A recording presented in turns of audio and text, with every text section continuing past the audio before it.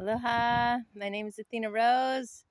I'm speaking to you from this beautiful lava field out here near Kalapana on the big island of Hawaii. And it is hot.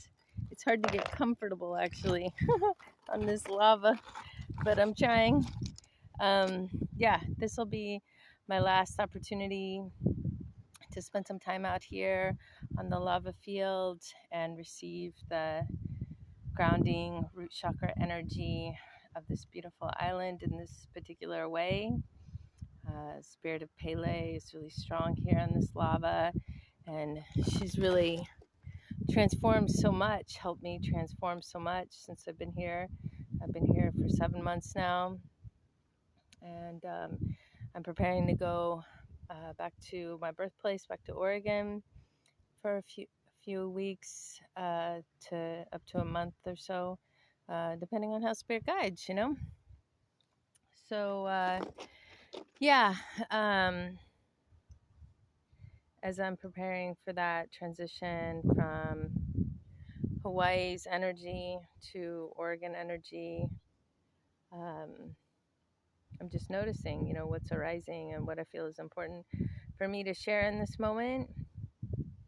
And sort of an assignment that I was given lately was to speak to what it's like to trust your journey. And that brought up a lot of thoughts for me, a lot of feelings, partially because I am going on a journey right now.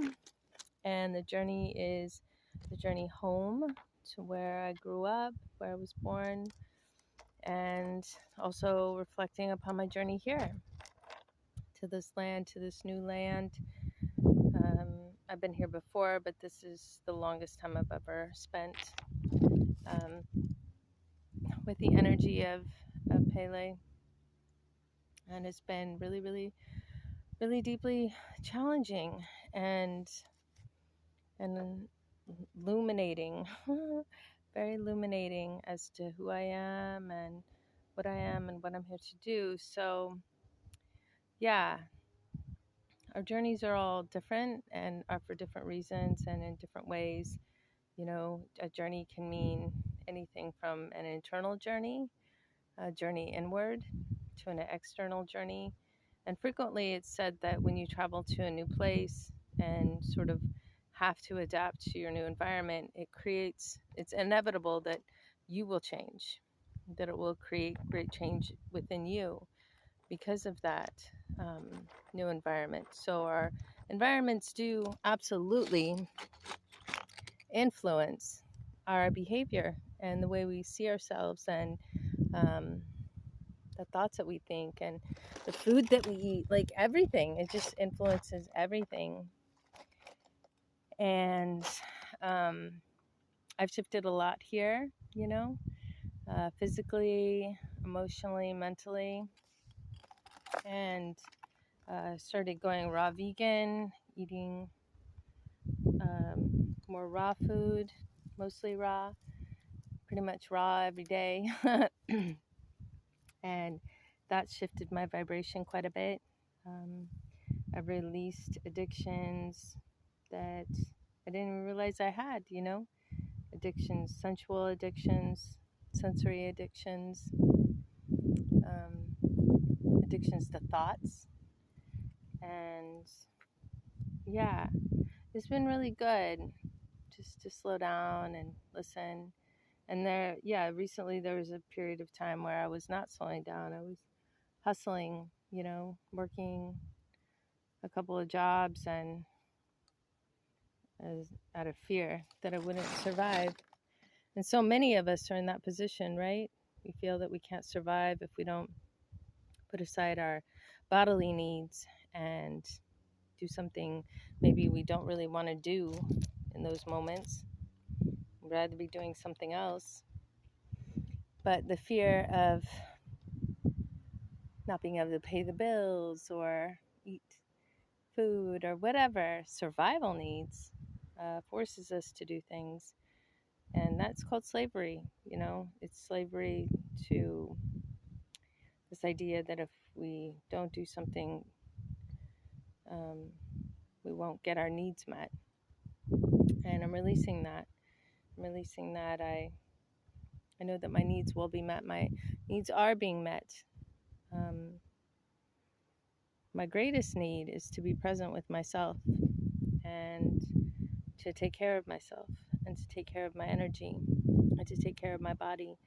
And the work that I was doing wasn't allowing for me to do that. And so, yeah, it's important to get back to my center, get back to who I am, my authentic nature. All of us need to do this work. I'm sure there are many of you out there doing this work of returning to the source, returning within, returning to look. Maybe you're curious about who you are or what you're here to do, what your highest purpose is, your highest mission on earth might be. And maybe something really challenging has happened, maybe a relationship ended or a job didn't work out, or there was a death, something, an illness, a health crisis. And I've been going through all of those. Well, yeah, all of them. The health crisis, job didn't work out the way I thought it would. My relationships are different because I'm different. And that's a good thing.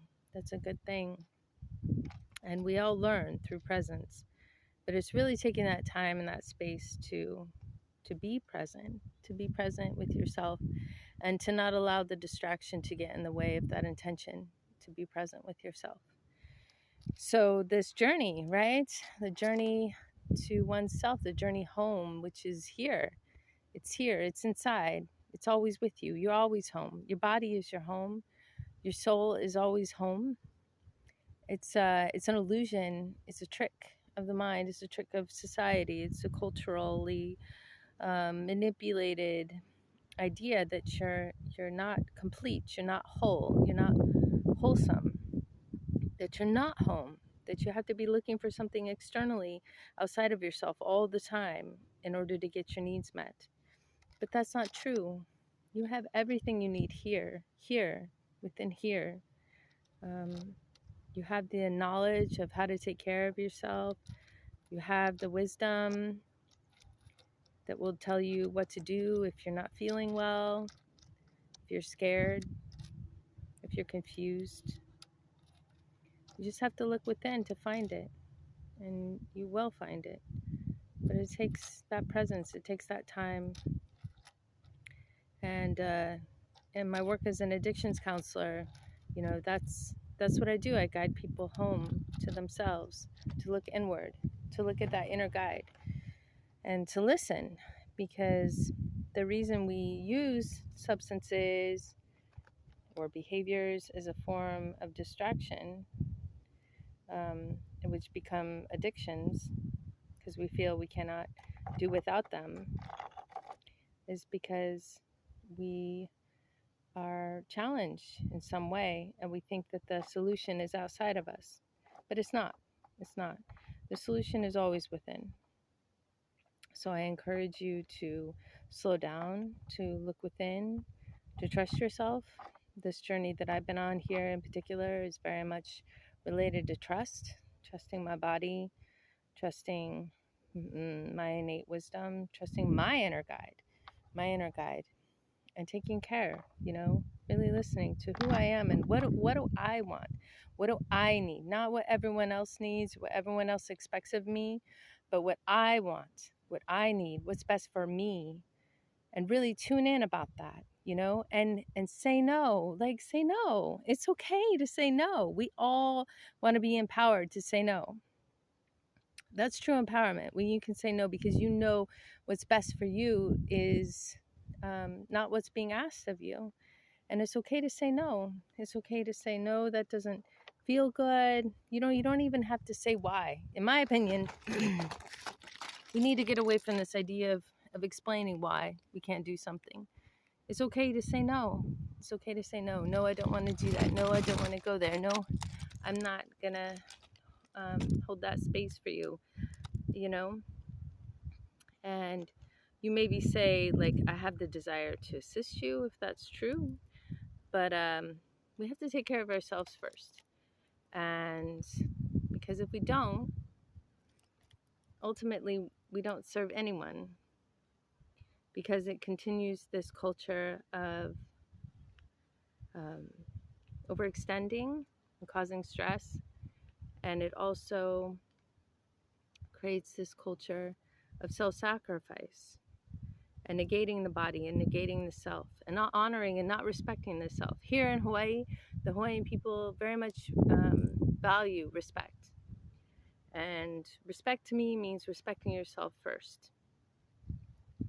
And that involves paying attention to what would be respectful to yourself, what would be right for yourself, and saying no to requests or activities or behaviors or whatever that may be that don't respect you, that don't honor you as the being that you are in that moment. And we're always changing, we're always shifting, we're so fluid. We are water, we are shifting like the waters all the time. I spend so much time out by the water, you know, and it's always shifting, it's always changing, it's never the same.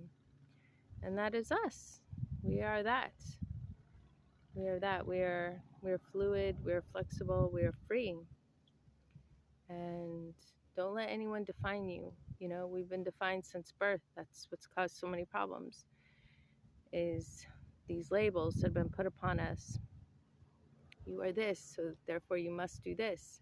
You know, I reject that. I am me, and I am open to change. I'm open to change. I'm open to changing my mind. I'm open to changing my behavior. I'm open to changing who I am. I'm open to changing what I am. And that's important, to give yourself the freedom to do that.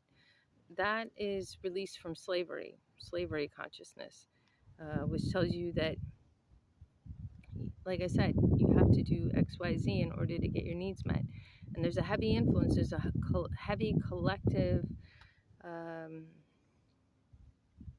influence, you know, energy, weight, momentum towards living in fear, you know. But we don't have to do that. We don't have to do that. We can see it. That's the first step, bringing awareness to it. Gosh, this lava is hot. That's what I'm thinking. I need to shift soon. Yeah, but it's okay. You're gonna be okay. You're gonna be okay. Trust yourself. Listen, tune in. You have everything you need. You are the teacher that you're looking for. You are the wisdom that you're seeking. You are the medicine that you need. And I would just encourage you and remind you of that you are the medicine that you need. You have everything you need. Sure, people can support you. They can show you some stuff. Hey, I see this. It's important that we have community. It's important that we have those reflections to show us, hey, maybe you want to look at this. You know, that's a way we can help each other, if it's consensual, of course. And it's important to have that consent. So may this message find you well. I pray that we all free ourselves from that which does not serve and that which does not honor and respect oneself and one's own innate path and journey. Yeah. So I look forward to communing with the land in Oregon, and for being with my family and my sacred tribe there, and just continue to grow, continue to learn, continue to move about, continue to ground within and notice and bring presence. But it is releasing addiction to media, to cell phone, to all these avenues of distraction. We can learn from them. They can be used as a tool. It can be beneficial. It can be helpful. But it can also be very harmful. So I just caution you to be careful, to notice, is it helping or harming you? You know, that's a fine line sometimes. But you do know, ultimately you know. So listen to that voice and make the changes, make the shifts that you need to make in order to release patterns and behaviors that don't serve you, you know. And I'd love to help you if you feel called to receive some guidance, to receive some help, some support, some space holding for yourself to release old addictive patterns, whether that be smoking tobacco or ganja, or watching pornography, or eating too much, eating too little, not drinking water, whatever it may be. I'd love to hold space for you and just ally with you and come alongside you and support you in whatever intention you have to honor and respect yourself and what you need and what you desire. So may this message find you well in every way. Much aloha from the big island of Hawaii. Bless your day. Thank you so much for tuning in. Thank you so much for paying attention. So thank you so much for your presence. Thank you so much for leaving a comment here and letting me know what you think about what I just shared. And also for taking good care of yourself and respecting yourself and trusting yourself. And taking that time, you know, to free yourself from distraction and honor your innate wisdom and beingness as the divine, because you are. Aloha.